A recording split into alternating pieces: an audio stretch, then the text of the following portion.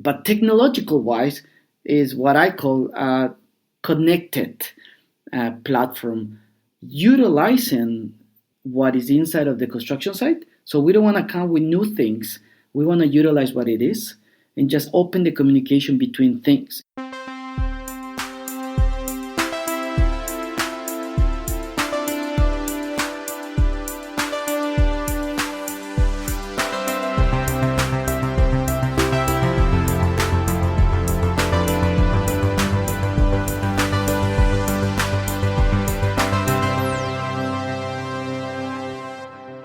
Welcome to Heja Framtiden, the Swedish podcast on the future. I'm sitting here with Xavier Leon. Is that the correct pronunciation? Javier. But, Javier. Close enough. Xavier Leon. And you are based in Gothenburg. CEO and co-founder of something called Brinja. Can you tell us a bit about Brinja to begin with? I mean, what was the initial idea and why did you start the company? Sure. So, hi, Christian. Thank you for having me. And it's going to be very interesting to try this platform or channel to explain a little bit about Brinja. I can tell you that Brinja started by having just an idea with my co-founders. It was just an idea to use high-frequency sensors that were applied in the automotive sector. And how do we put this into a person so we can use it in, for example, road construction? And that way we can understand infrastructure and human communication to vehicles. And that way we can detect people in a potential event of an accident. When this idea was developed with the customer, the potential user, I started to meet and understand real immediate problems. And through these different challenges of opportunities for us to kind of solve a problem they have, I met some site managers and they will start telling me, this wearable sounds like, the future. We would love to have it one day. But you know what? We have these type of problems right now. In particular, it caught my attention. One of the site managers that I met at the beginning told us we have a problem with communication. So I'm in the site manager, I'm outside in my office, or sometimes I have to get out and I leave my people. They take it as a family inside of this project. And if something happens, I always have been worried the past 5 years. He literally said 5 years. How do I let people know quicker that something has happened and get out? And second, how do we make sure that everyone who was inside is out? And then based on that and talking to more site managers, I saw that this is a recurrent problem or something that is obvious for the rest of the people, that every house where you are, you have to have an emergency system. Well, construction industry doesn't have a way to communicate if something went wrong so people can get out. And then I saw that the problem is not necessarily that safety is not being taken care of on construction sites, because there's like 30 years of continuously work trying to decrease the accident rate, but actually it's technology. They do things in a very, I cannot say conservative way, but in a way that they're used to. And they need to build houses and they want to solve problems like communication of emergencies. And we met at the time that they were thinking, how do we do this? And I proposed that, based on technology, we can utilize something that has been applied in other industries and just make it very simple for this industry.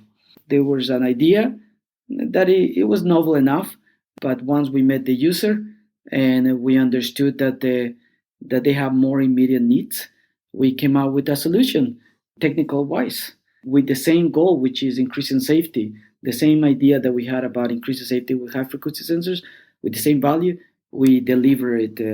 At that moment when we made design manager, many other ones, we said, okay, we pivoted into this beginning of what is Brinja, a system that can connect things to increase communication between the site manager project and the construction site, which in technology-wise is an IoT platform that connects current infrastructure of construction sites. That's it. Yeah. So you started out with the safety aspect, communication for evacuation process, etc. And then you built on more features and products on that, on top of that, so you can become more of a full provider of the communication technology within the construction phase. I would say that is a very quick summary. Yes, I always try to explain it that our mission is to increase safety by making these sites more efficient. We're not here to intend to increase cost. We want them to be more efficient and, of course, even make them more sustainable. But technological wise, is what I call a connected platform, utilizing what is inside of the construction site. So we don't want to come with new things. We want to utilize what it is and just open the communication between things. And when I say things, is equipment, people, all the kind of like links in between the things that interact in the production phase. Google Home or Apple Home, or all these software platforms that connect multiple devices, and they might get kind of a little bit open, just it depends on the connectivity frequency. The same, but in construction site. The only big difference is that our value is to increase safety and make it truly productive, which means decrease the cost and make them faster in what they do good, which is build. So, are you also interested in the prop tech side of it? I mean, maintenance and the sort of everyday aspects of working with properties in that sense? Or are you just, at the moment at least, are you just focused on the construction phase? So our focus is the production phase. So it started, let's call it, from the planning and ground to the whole production of the building of the project. It is, of course, one of our hypotheses is, the big value that you want to add as a company is not only helping your customer but actually accomplish their goals, which means helping the customer of their customer, and this way property owners or managers. And we have a hypothesis that I think, because we are in so early, we in our connectivity platform can bring a lot of value to the production phase. We can actually leave things behind and actually set up one of our protocols and leave it behind for the property managers to utilize it as an asset, so they can create new revenue streams, which is a little bit too far ahead, but it is in the view to try to serve the customer of customer.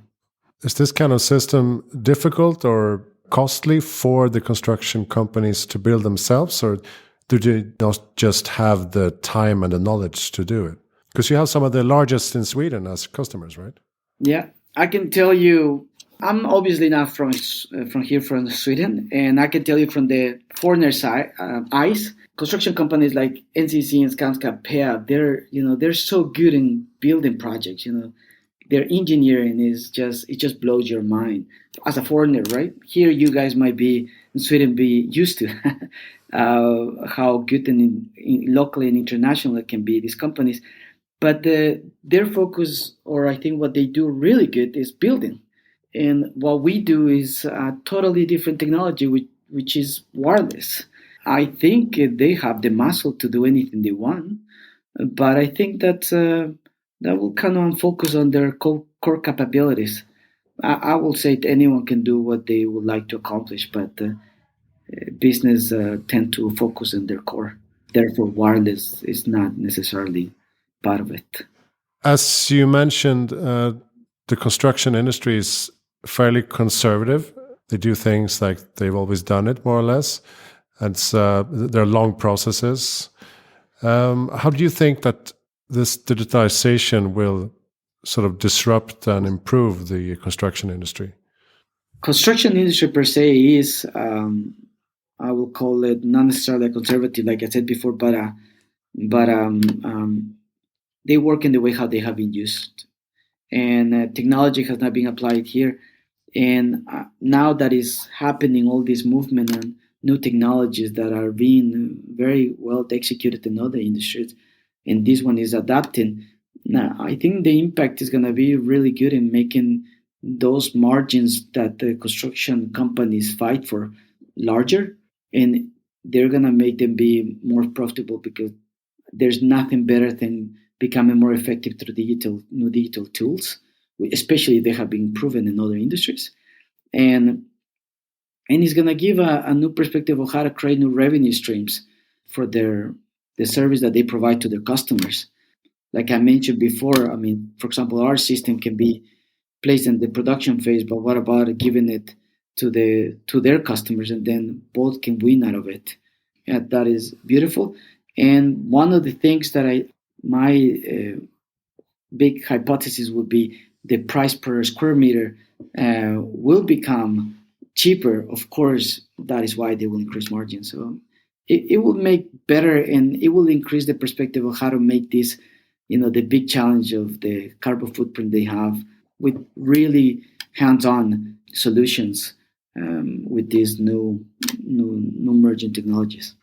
Do you think that we will see some of the tech giants also move into this sector? Like, could Facebook, Amazon, Google, Microsoft, could they be developing properties and running construction projects in the future?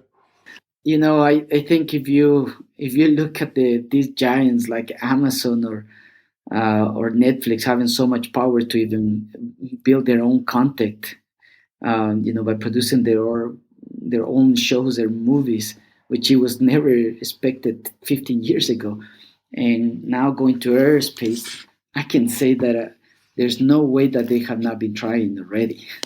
So I think in their pipeline has to be construction is a big percentage of any GDP of any country.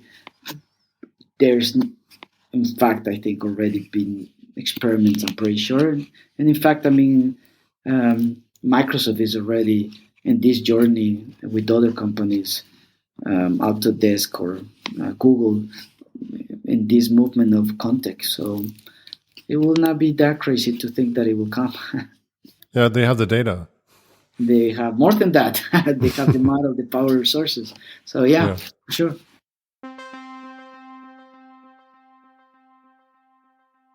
When it comes to construction technology, I assume there are lots of new technologies that are sort of co-emerging and converging in different ways of 5G development and Internet of Things, as you said, big data. Is there a new kind of industry emerging, which you are a part of, you think? Yes, I can only tell you as a background when I started the company or when we were in the idea phase, there were very few things happening. And even if you research, at least publicly, not only Sweden, I'm talking about globally, there's a big movement picking up. There's a McKinsey report in 2016, I think, or 2015, where analyze real construction industry being one of the least digitalized. And many of these companies have received the same report or something similar. And construction is in the bottom. Financial sector and fintech, and that is in the top with telecom. But all these, I would say, 4 years, you start feeling it. There's so many more things appearing.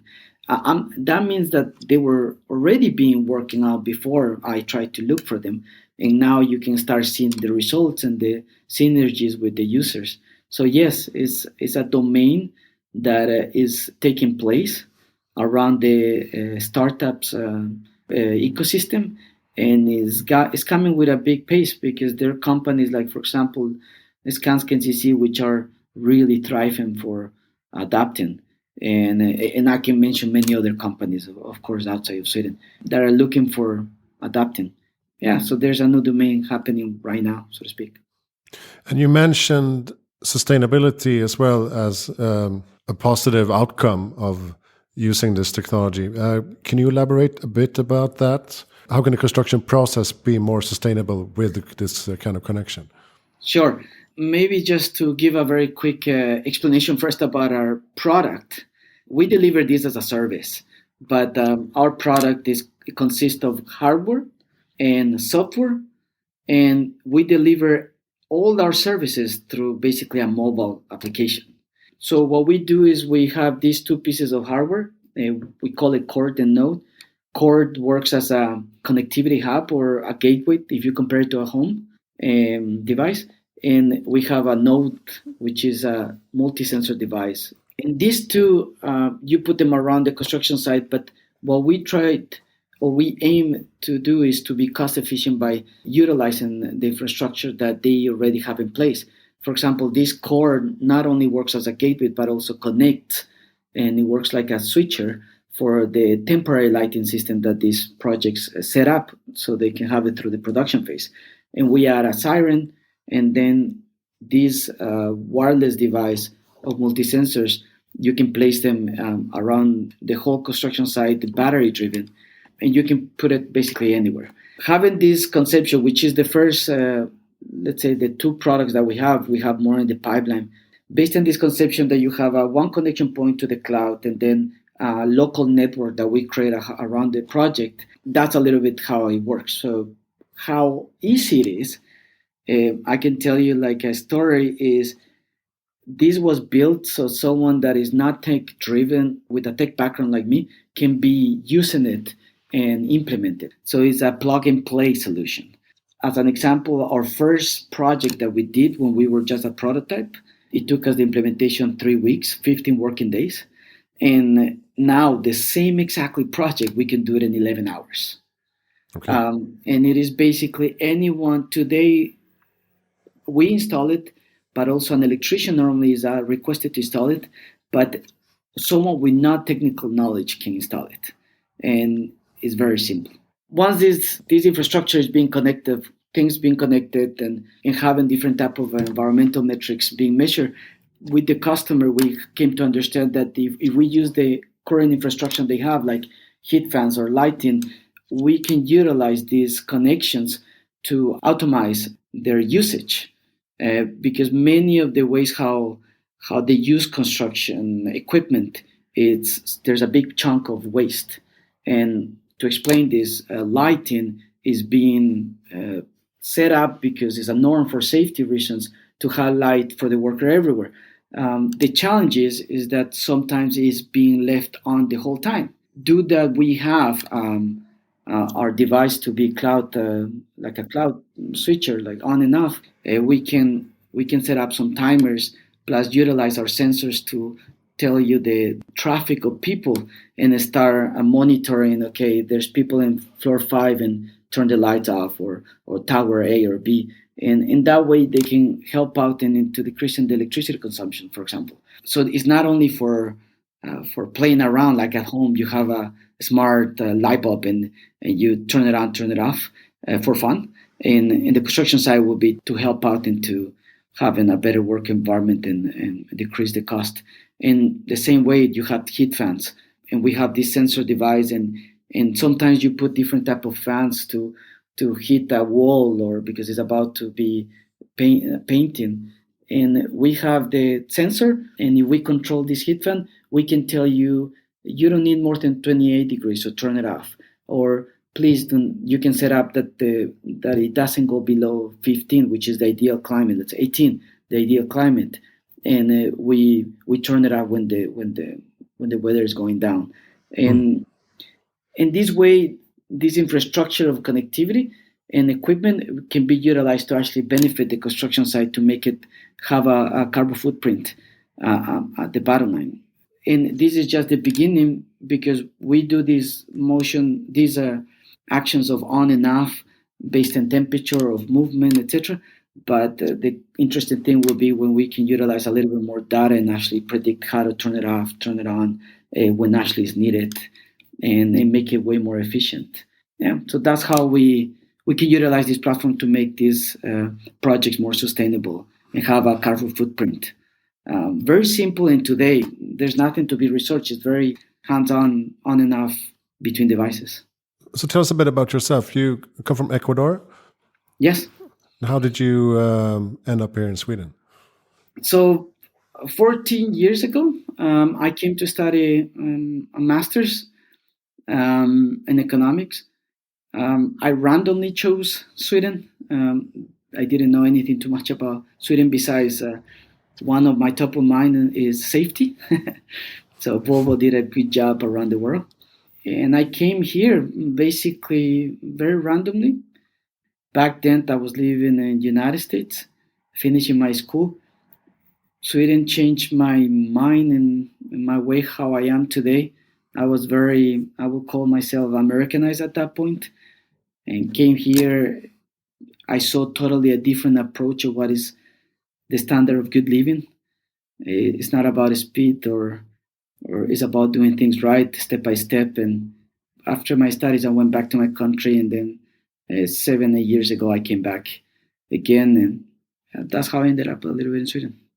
Okay. So do you still have a close connection to Ecuador? Yeah, of course, my whole family except my mom and one of my sisters live in the United States. But yeah, my whole family, friends from different schools, they're still there, the majority. What do you see as the development for Ecuador? I was there a few years ago, actually, on a press trip for travel journalists. So we probably saw the more fancy side of it, but it was very nice and beautiful. But can you tell us anything about opportunities and challenges facing Ecuador? You mean like in general, or you mean Yeah, about? you're a spokesperson now for an entire country. I have very strong views about the challenges of my country, and I think it relies only on one thing, and which is I will call it. Oh, actually, will lie in two, and there are very strong perspectives. One, it is security. I don't want to sound alarming. We're not a dangerous country, but we have certain type of behaviors that makes us to be always worried about how to do things or what time to get out, what time to get in, because there's the possibility of someone maybe doing something to you, like very simple things. And tackling that challenge, which is making our country secure, is one of the, I will say, major priorities. And in fact, I think the president elected, one of his targets is doing that. So I share that view. And the second one is, I don't know how to put it in a very big picture, but transparency or working for the good of everyone, not only the good of a few. I'm not talking from any socialistic point of view or anything. I'm talking about more about, in order to get the country to a new phase, you have to be caring about bringing everyone together up and not thinking about you by yourself. In some way, we're very family oriented, but when it comes to go ahead, I think based on our nature, trying to always be better, we kind of don't think about how do I go better and just bring more people up with me. You kind of try to like go up, and sometimes you don't see that you might be hurting the person next to you. So I think that way of thinking of being, I don't know if it's a good term, transparent, but Solidarity. yeah, solidarity might be, but I don't want to put it to solidarity as a, because it can be misinterpreted. But helping out each other to go forward and together. I usually ask my guests, what is your best tip for making the world a better place in the future? Something that I have learned all these years between sharing type of cultures or being always international, it's being kind. I think that is the most important thing, regardless how much ambition you have and how much you progress, how fast you do it. If you're kind with each other, and therefore many other things or many good values will come out, like respect and solidarity, etc. It can bring people in forward. Just being kind to each other between humans, it can make us be better persons in the future. Do you have a good reading tip or podcast tip? Jim Cramer, which is around finance. It takes me into another level of thinking about, there's a bigger game in life happening when it's related to business. No matter what is a show, he's entertaining. He tell you things that you might never find out by yourself. So it's very cool about business. Very cool. Jim Cramer. Jim Cramer. Yeah. Okay, great. Who do you think I should interview? I'm always going to be leaning into the startup world. So, in my opinion, not sure I can give you two answers. One is going to be from the construction, which is going to be interested to hear. is Victor from BuildSafe. And second, someone that for me is impressive the level of drive is another CEO from the company called Naked, Jarno. That might be a little bit too biased because I'm too into this domain of startups. No, that's great. I love startups. All right. Thank you so much, Xavier Leon, for joining Heja Framtiden. And make sure to check out brinja.se for more information about your services. Thank you, Christian. And it was a pleasure. Yeah. Check out hejaframtiden.se for more information about the podcast and my other projects. Tune in next week for something else. Thank you for listening.